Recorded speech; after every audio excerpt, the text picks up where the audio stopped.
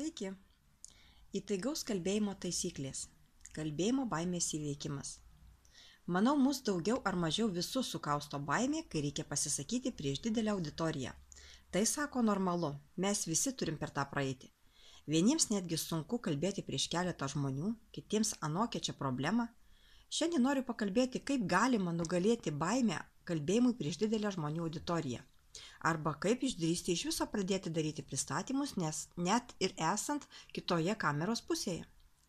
Atrodo tai paprasta, bet ne visi išdrįsta. Ko žmonės bijo?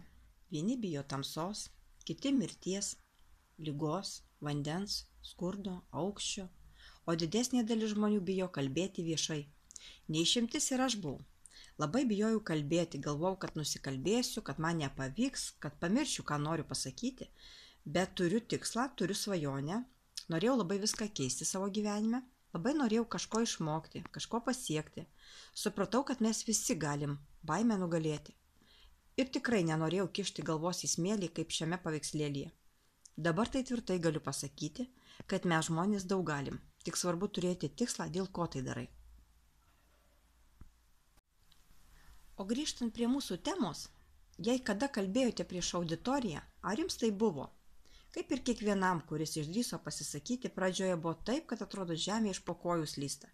Keliai dreba, rankos virpa, veidai dega, burna džiūsta, kvapo trūksta, širdis daužosi, liežuvis tinksta, pinasi, delnai prakaituoja, akyse vaizdas liejasi, klausimas kyla, ką daryti arba ko nedaryti. Beveik visus aplanko kolektyvinė atstūmimo baimė, nuo pat senovės tiesiog įaugus į žmonijos kraują.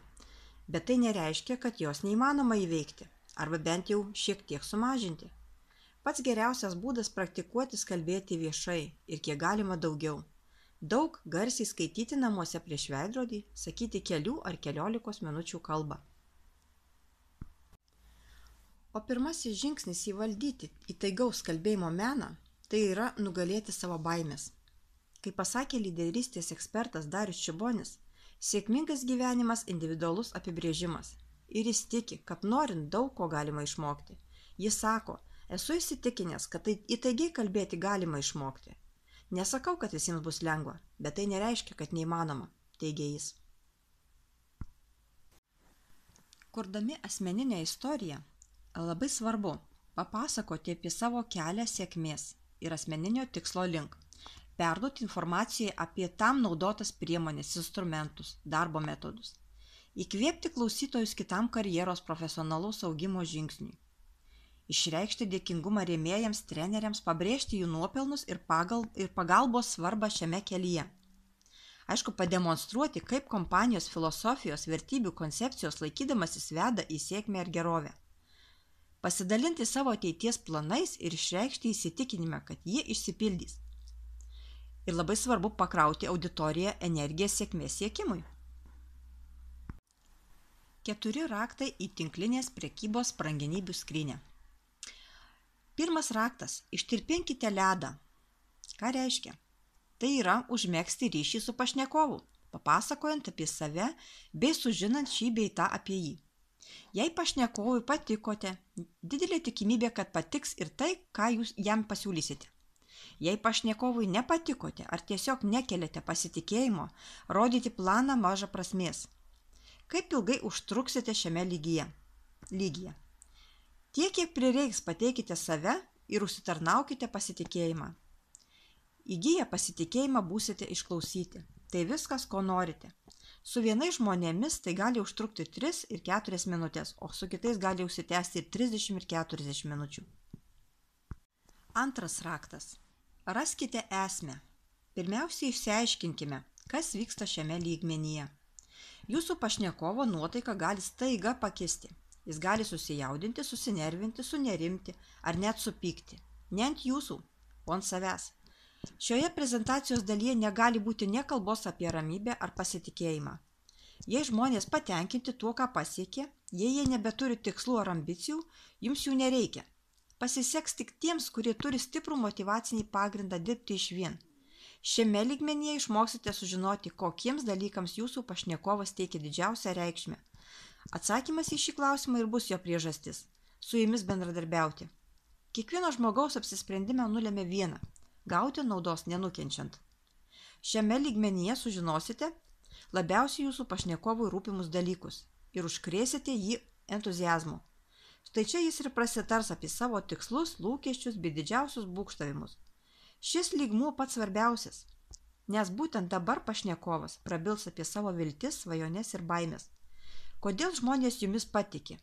Tyrimai parodė, kad daugelio žmonių norą imtis tinklinės prekybos verslo lemia galimybė įgyti papildomų pajamų, finansinę nepriklausomybę, nuosavą verslą, daugiau laisvo laiko, taip pat kitos priežastys – asmenybės tobulėjimas, pagalba kitiems, pažintis su naujais žmonėmis, išėjimas į ankstyvą pensiją.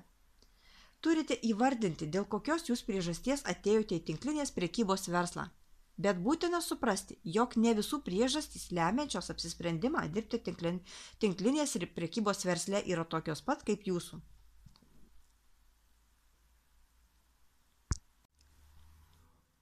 Trečia. Pasinaudokite surastą esmę. Kai išsiaiškinate pašnekovo viltis ir svajones, čia jau galite pademonstruoti efektyvų ir patikrintą verslo planą. Vis dėlto svarbu suvokti, kad verslo planas tai yra problemos sprendimas arba būdas įgyvendinti savo svajones. Demonstruodamas planą, remkitės paties pašnekovo ištartais žodžiais. Ketvirta. Gaukite sutikimą.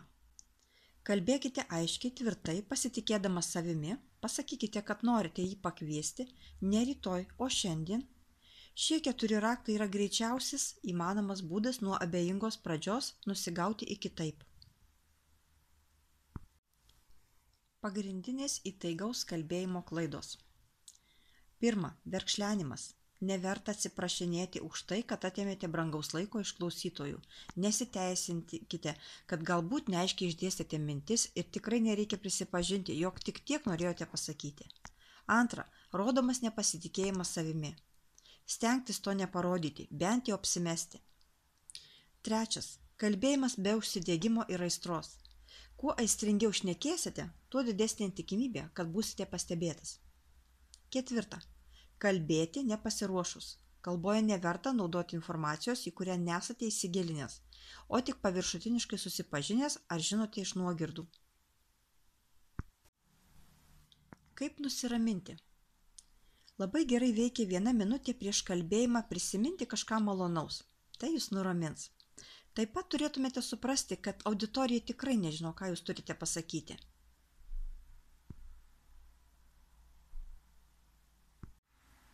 Įsivaizduokite, kad žaidžiate žaidimą. Žaidimas Sukurk verslą. Šiam žaidime svarbiausia praktika ir pasitikėjimas savimi. Niekada nereikia galvoti, kad nepasiseks. Kuo dažniau žmogus kalba viešumoje, tuo rečiau jis jaus baimę. Gerą kalbėjimą lemia įgūdžiai. Kuo dažniau kalbėsite, tuo bus lengviau. 6 įspūdingo pristatymo frazės. 1 paslaptis. Jungiamosios frazės. Turite omenyje. Vadinasi, taigi, norite pasakyti, tai reiškia. 2 paslaptis. Linksėjimas galva, sakinį baikite patvirtinimo reikalaujančių klausimų. Ar ne? Tiesa? Sutinkate? Ir taip toliau. 3 paslaptis. Minimalus paskatinimas. Klausydamiesi pašnekovo, paskatinkite jį trumpomis frazėmis. Suprantu, tikrai, papasakokite daugiau. 4 paslaptis. Kaip išlaikyti akių kontaktą? Prezentacijos metu naudokite rašiklį ir tuo pat metu kalbėkite apie tai, ką rodote. Kartkartėmis atitraukite rašiklį nuo vaizdinės priemonės. Tai tinka daugiau, kada susitinkame kalbėtis akis į akį su žmogum. 5 paslaptis. Veidrodinis efektas. Ilgą laiką bendraujant žmonės supanašėja. Taip ir pokalbio metu gali įvykti kaip ir beždžioniavimas, kuris padeda pašnekovui atsipalaiduoti. Ir paskutinė 6 paslaptis. Tempas. Intonacija, balso tonas bei kalbėjimo greitis taip pat dalyvauja atsispindėjimo procese ir gelbsti, kuriant savitarpio santykius bei ryšį. Niekuomet nekalbėkite greičiau už pašnekovą, nebent kalbat telefonu.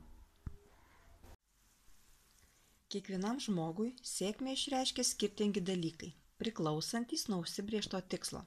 Tačiau sėkmė visuomet priklauso nuo mūsų kūno kalbos.